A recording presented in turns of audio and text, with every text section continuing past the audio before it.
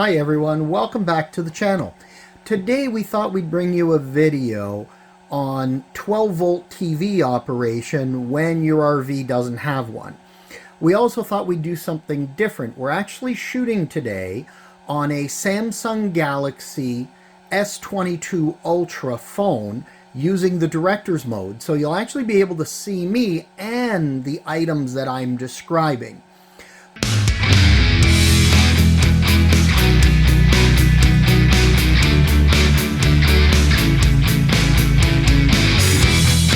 So, I don't know if any of you have had the same thoughts that I've had.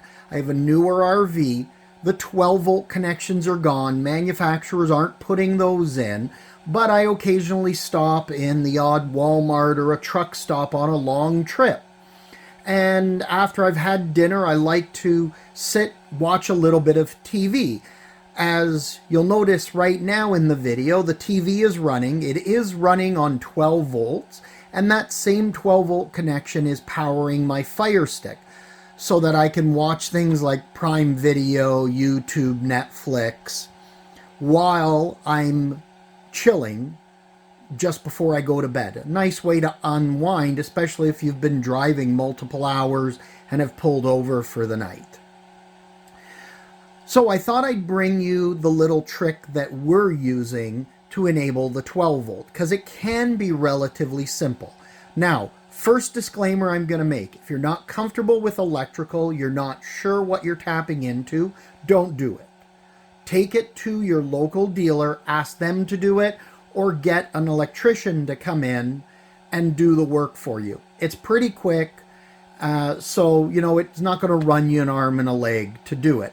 But there are a couple of things you're going to need.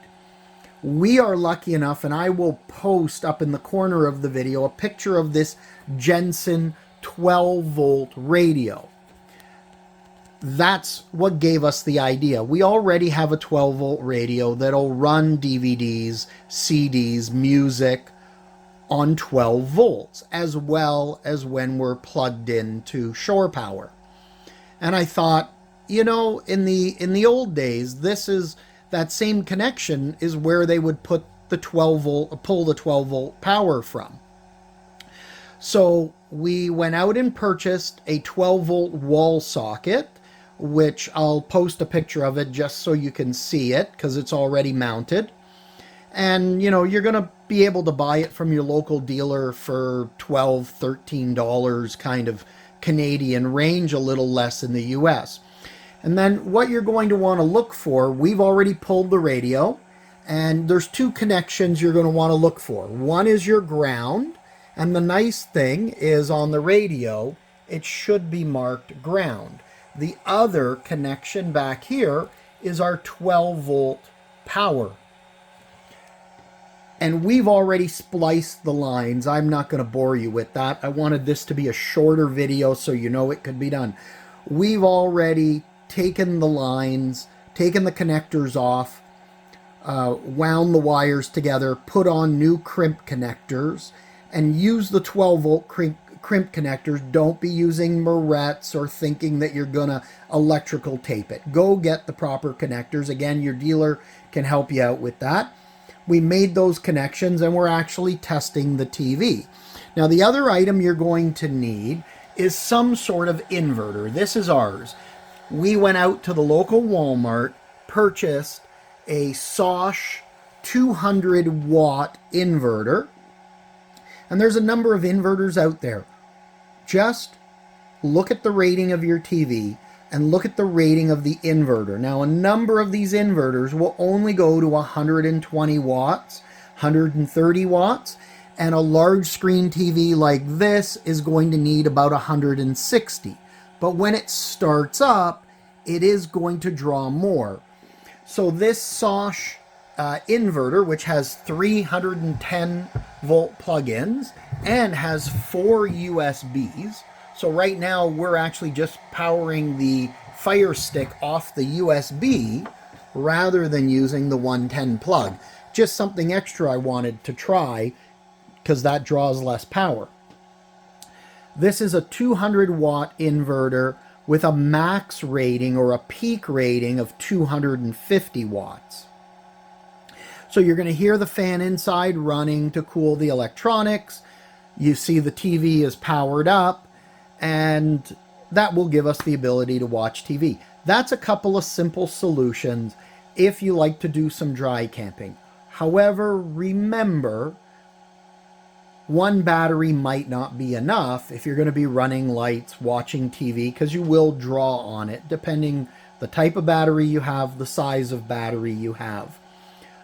We are running two 12-volt batteries with the decent amp hour ratings, and they're maintenance-free batteries. And the reason I did this, because you'll see this in another video, we have also put an onboard generator into our fifth wheel. It was to be in those scenarios where we don't need the generator for anything. So to run a generator to simply power a TV really was a waste in my eyes. Much greener to run 12 volts for that hour or two, and then you can run the generator when you want to run your microwave, charge your batteries, etc. And with two batteries, we're going to have really decent power to be able to utilize. So you're seeing some of the basic tools that you're going to need. Very straightforward application. As you can see, we're powering about a 49-inch flat screen, and that is a Furrion TV from the manufacturer with our Fire Stick plugged in, and we'll be able to stream media and be able to be comfortable in a stop. This is also nice if you've got kids, you do a bit of dry camping, and you know they're restless at night, maybe it started raining and you want to kind of get them settled down. This might be a great solution. I hope you've found this video helpful. I appreciate you watching. If you like the video, please click the like button. If you haven't subscribed, please subscribe. We're trying to push past 10,000 subscribers. We greatly appreciate it, and we'll try to bring you some of these quicker, shorter videos with some ideas that might help you in your RVing lifestyle.